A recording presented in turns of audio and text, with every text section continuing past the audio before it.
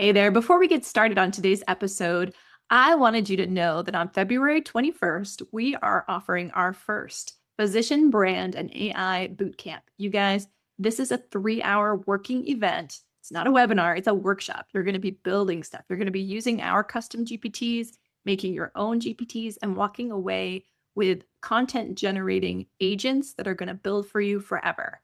It's going to be awesome.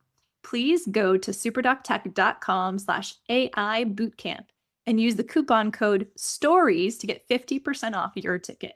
It's going to be February 21st, Saturday morning, 9 a.m. to 12 p.m. Pacific. See you there. Welcome back to Super Doc Stories. I'm Dr. Marissa Caudell, and I'm super excited today, no pun intended, Super Doc Stories, to be talking to Dr. Sherika Newman. She's one of our Super Doc members, and she is a physician based in Atlanta, Georgia, who's here to tell her story, origin story for her business, Doctor in the Family. So welcome, Sherika. Thank you. Thank you so much for having me. I'm thrilled to have you. So I can't wait to hear how this came about. I love what you're doing with the Doctor in the Family. Can you tell everybody how you decided to start this business and when? And yeah, just tell us the story. So it's interesting. I am hospice and palliative medicine by training, but probably like a first generation person to go to college in my family and definitely to get a doctorate, a terminal degree. And so just organically, you become the go-to person for your friends and family. And I'm sure like you are too, Marissa. Okay, we get questions at Thanksgiving tables. It just happened. Okay, first of all, I want to say same. I am also the first in my family to go to college. I'm the first doctor in my family as well. So I can totally relate to what you're saying. And yes, people are like, I got this rash and I'm a psychiatrist. So we have actually a cousin who bought me and my husband these t-shirts that say, not that kind of doctor. So I can relate, yes. But you are that kind of doctor. I get peds questions. I'm sure you get adult questions. I'm like, no, I don't, but I don't do peds. But there's you're a doctor. I'm like, no, but I'm not that kind of doctor. I need this shirt that your cousin got. I'll send you one. I'll find it on Amazon. So I was sitting somewhere one day and I got the infamous, this is what's going on with me. What should I do question? And I thought to myself, man, what if everyone could have a doctor in the family? Like, how much would it save people? You trust someone, it's your go-to person, you're confident, you trust what they're saying, so you follow through on it. And that's how I was like, I want to be the doctor in the family. And this was about 2017. And we launched Doctor in the Family. It started off as a concierge primary care practice because I'm family and hospice and palliative trained. And then the pandemic hit. Mm-hmm. I was loving what I was doing, but the pandemic changed everything. At that point, I had an office inside of a hospital system, and it changed my cash flow, right? Because now my office, which was inside of a hospital, was now locked down, and we weren't seeing people at the beginning of the pandemic. Everything had frozen. And so when my revenue was based on face-to-face visits, I had to change things. I then became an employee physician, and I was doing employee physician in a couple of different fashions and formats. And what I came to appreciate through hardship, Marissa, was I am not a good corporate girl. I'm just not good at it. It doesn't fit with me authentically. I don't feel like I can be my authentic self, and they don't like it either. So it wasn't a good fit. And I sat with myself and said, I was most happy when I had my own company. And what can I do? And I started looking, I had already been doing patient advocacy for a small group of people. And I was like, how can I do this on a bigger scale? And so I started learning about patient advocacy. I then joined EBS and started meeting fellow smart entrepreneur doctors like yourself. And it really fueled my fire. And then the weight management practice that I have was birthed out of advocacy. Because what I learned is when people trust you and trust your words and trust what you're saying, it's not just limited to this one place. They trust you to do other things. And at that time, the weight management drugs were new. And a lot of false information was there. And people were a little bit apprehensive about just taking the medicine, but they trusted me. And I was like, yeah, like you said, I don't do that. That's not the kind of doctor I am. But they were like, but you can be. We trust you. I know you'll do it right. And I did. I went and joined Obesity Medicine Society, started reading all I can about it. Because the one thing we can do as doctors is take volumes of information and make it make sense. Like we're Yeah. trained to do that. So I started doing that and birthed a weight management practice along with my advocacy practice. And really, I really do enjoy it because obesity medicine is a specialty that medicine has not always done the best in. And so Absolutely. now, Hasn't. Yeah. right now I can use my skills as advocate in that space too, whether I'm directly caring for someone or giving them advice. If you're enjoying SuperDoc stories and thinking about building a practice on your own terms, you're probably wondering how to get all the tech pieces to actually work together. SuperDoc Tech is the operating system for cash pay practices. Mona and I built it for our own clinics, and now we're sharing it with physicians everywhere. It captures every lead, books more visits automatically, and runs your patient acquisition 24/7 with AI and automations. New practices can skip years of guesswork. Established clinics finally get a backend that works. Head on over to superdoctech.com and use coupon code PODCAST50 to get 50% off your first 3 months. That's over a $1,000 value. Now back to the episode. That's so wonderful. I love it. Okay, you started your own business in 2017. Hard times came. Things dried up with the pandemic. You went back to employed medicine. You realized after how long, how many years did you do that for before you were like, yeah, I can't do this anymore? So I would say from 2020 for 4 years.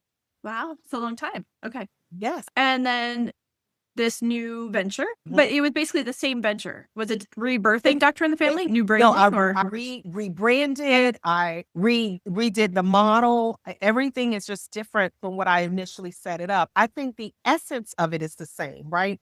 I'm still the doctor in the family, but I don't provide direct patient care outside of the weight management. But otherwise, I am here advocating and teaching people how to advocate for themselves, which is really what I really want to empower people to do. And then bring in an advocate, a professional advocate when you need it, right? But I feel like everyone needs to have at least one person or have the ability for themselves to advocate at any medical encounter. And so now our practice does it in that fashion. So we still are the doctor in the family. We're still everyone's doctor, but it's in a different fashion from direct care. It is such a great idea. When I talked to you the first time, it was one of those ideas where I was like, why didn't I think of that? It's so needed. It's so obvious when you say it. Though I think you gave the example of, say, your mom is living in another state and she's elderly and she gets hospitalized and you're not a physician, but you're a professional person and you want to know what's going on and have someone on the ground locally who can coordinate with the team and talk to people and help you understand what's going on. It's so obvious. And I think in many hospital systems, our teams ask social workers to do that, but they are so overwhelmed. There's just no way they can do that. And they're not physicians ultimately. So they can't really understand all the complex medical issues at the same level. Many of them probably do because they've done it for years, but they're still not physicians. I think it's so needed. I think there's a level of communication, doc to doc versus doc to something else that is understood more than said. There's a flow and a dance to how we can talk to each other as opposed to talk to someone outside of a physician realm.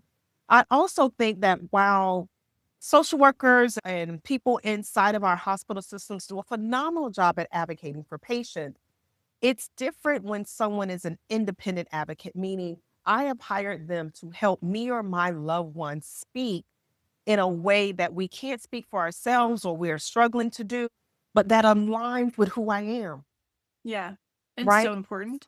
Right. Because I'm not working for the system, right? I'm not working for the hospital system. I'm not working for the insurance company. I am working for this patient and their family. So when people hire me as their advocate, I make sure that I understand what you need as if I am truly a family member. Mm. So I need to understand your culture. I need to understand why this is valuable to you. I need to understand what would happen if you can't get this.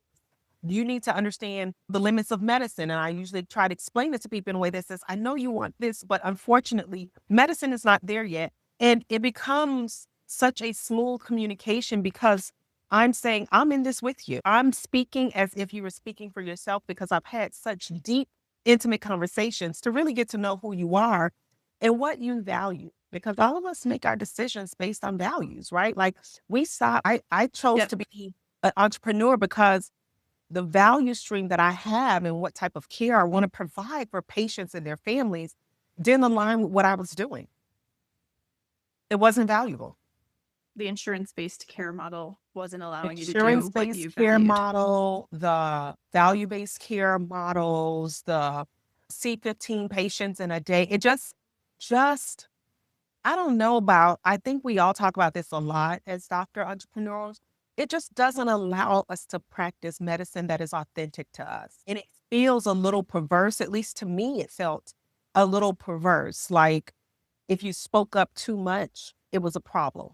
I think I had the same problems. I think my boss at Kaiser Permanente would say the same thing. Not that I was a bad worker, and I'm sure you weren't either. I was super efficient, but I saw these problems within the system, and it was really hard for me to just keep my head down and my mouth shut and keep working. I couldn't not send an email or ask to call a meeting to like revamp things so that it would go better in the future. And in a big system, it's really hard to get those changes to happen.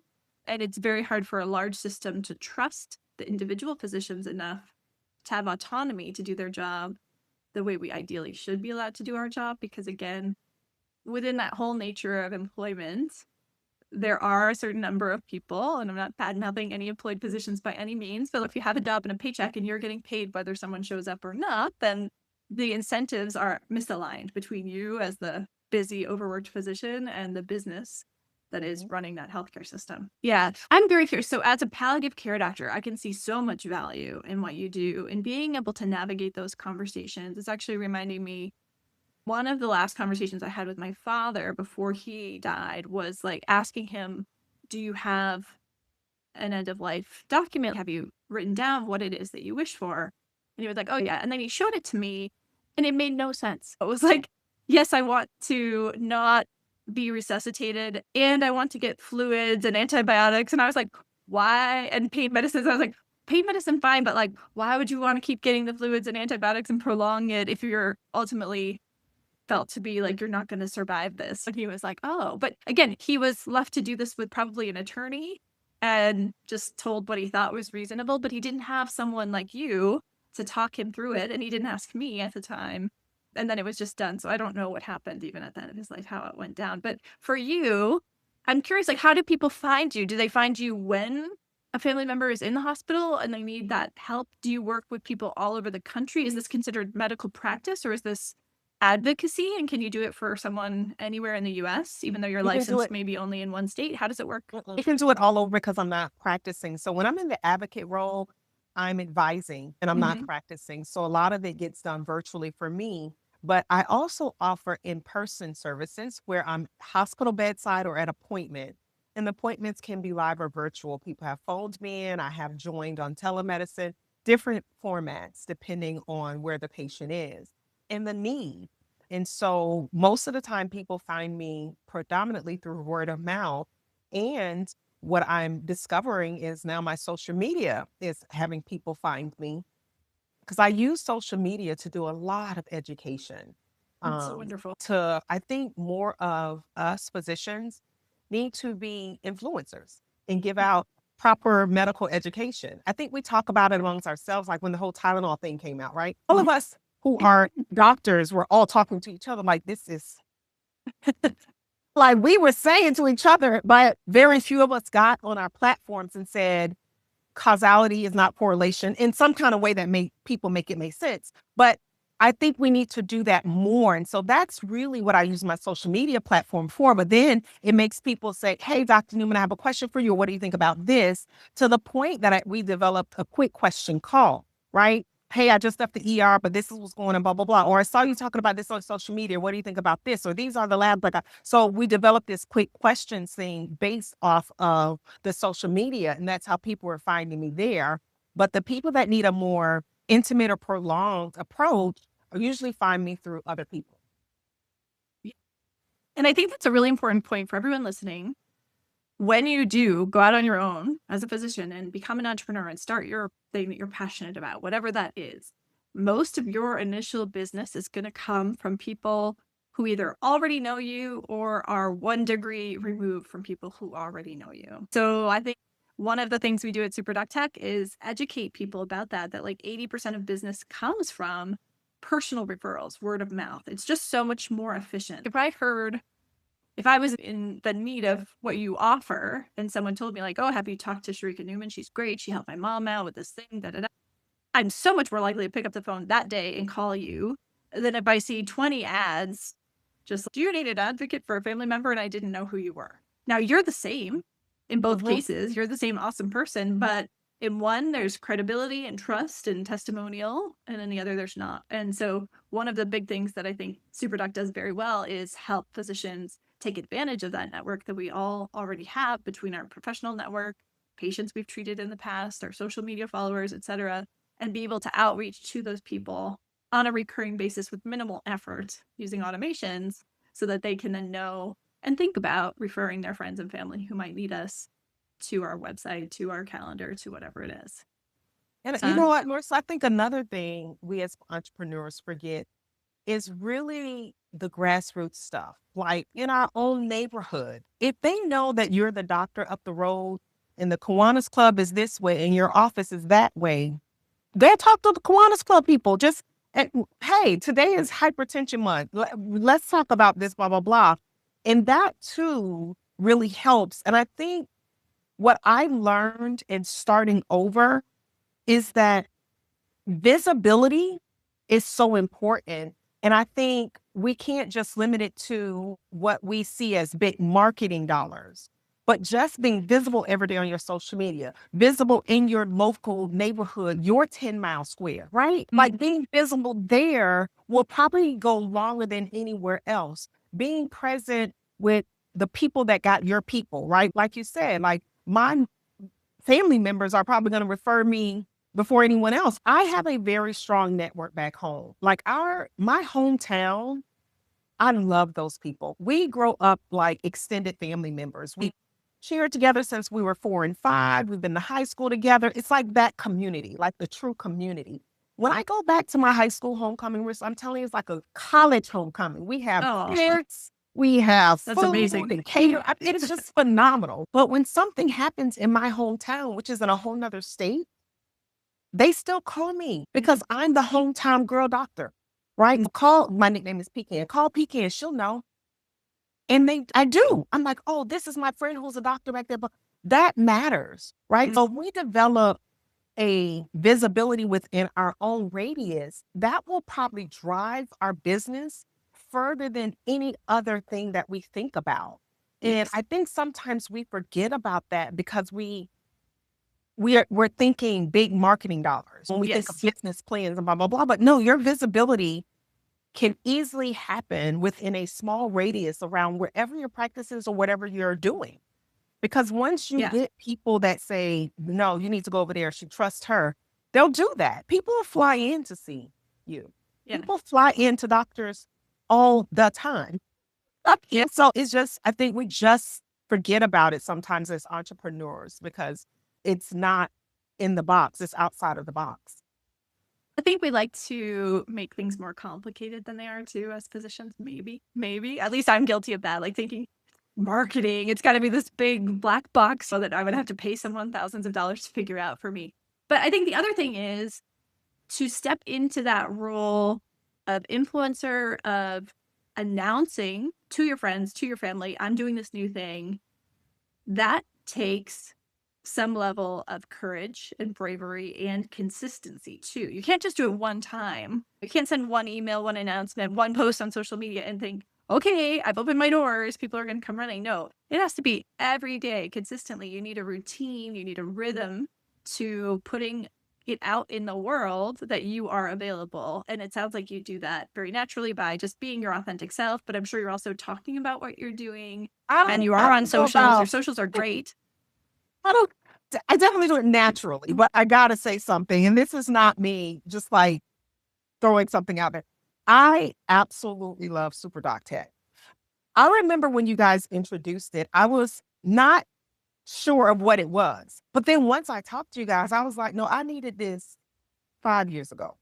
Because I think what I've taken the most advantage of at what you're talking about is the automations Yes. and staying connected to my people. So even on social media, Marissa, because we can do automations through you guys, when someone says something to me on social media, I've already set it up in Super.tech to respond to them. And I like that because I can't always respond in immediate or to all of the things, but it helps me stay in communication with my people. Or I know when we met on one of the trainings, you were talking about how you've done your social media posting for years. And I was like, oh, I can take that and do that with my newsletters. So I can do a year's worth of newsletters and set it up and stay in communication with my network. And I think that has made it for me so much easier to feel that the service I'm providing as doctor in the family is an intimate service. It's made me feel like you're still being intimate with people without feeling the pressure of, did I do this today? Or did I do that? Did I send it back? Did I not send it back? That kind of a thing. And it allows me in my office to even send like stuff for me versus them. It doesn't look like everything's coming from the office. Like it looks like it's coming from Dr. Newman. So my patients know this is me talking to you. It's not my front desk person. It's not because they have their own profile and it'll say it's them. Yes. So it does. And it makes people, especially for advocacy, feel warmer when I'm saying at 10 o'clock at night, no, I did get your message. Go ahead and tell the doctor this because you're in the ER now, blah, blah, blah. And I don't feel the pressure because I can see it come up on my emails from SuperDoc. You got a new communication. Yeah. And I'm like, oh, yeah, that. And I can tell when it's social media versus a text versus.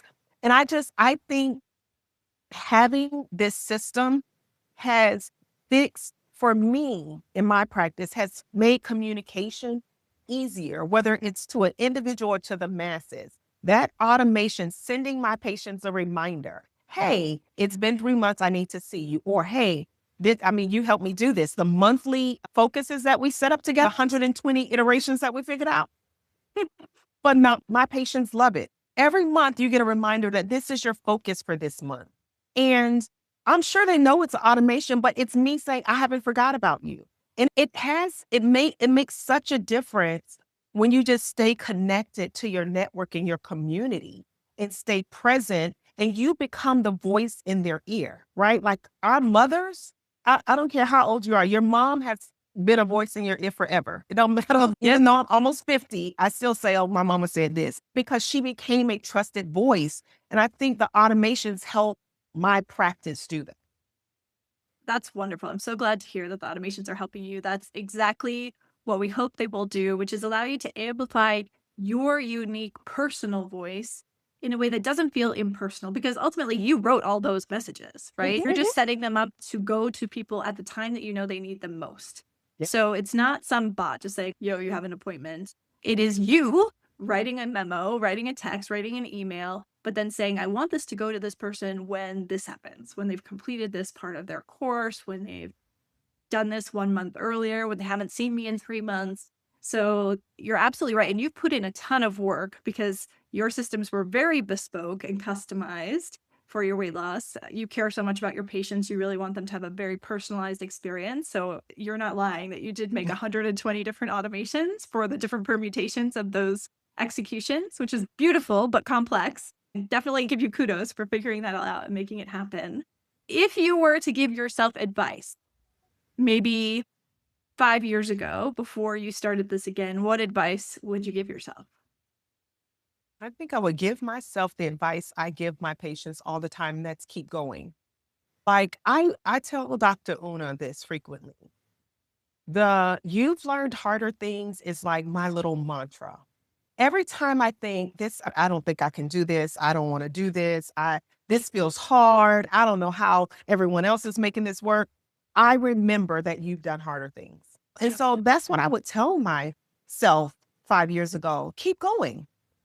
You've learned harder things. I didn't know nothing about family medicine when I started. I didn't know how to do high blood pressure. I didn't know how to put in a central line. I didn't know how to intubate somebody. I've done, literally, we have all in medicine. I couldn't deliver no baby, doing a episiotomy. You know, that are very complex. And I've heard a doctor say, Marissa, that we as doctors have learned more things and forgot them than people learn in a lifetime. I would believe that. It's true. I would believe that. And what's amazing is that some things stick. Like, what happened? My daughter had sudden onset of drooling and coughing and couldn't breathe, couldn't speak. And I was out of town and I told the babysitter and I was like, I want you to take her to the ER and tell them that I'm worried that she has epiglottitis. And like, I haven't heard or thought about epiglottitis since, what was that book we had? Robin's Pathology, or like Robin. Oh, the green book. It was some huge textbook. Anyway, I know it had a radiographic image of the thumbprint of the epiglottitis, whatever. But those things, like, somehow it's still buried in there. And like, when I see my kid drooling, I'm like, oh no, thankfully she didn't. She just happened to have strep throat and croup at the same time. Poor girl. But yes, you're absolutely right. I think we learn a lot. We're absolutely capable of more than we think we are. And with the right team and the right support and not giving up, anything's possible. Thank you so much for coming and telling your story.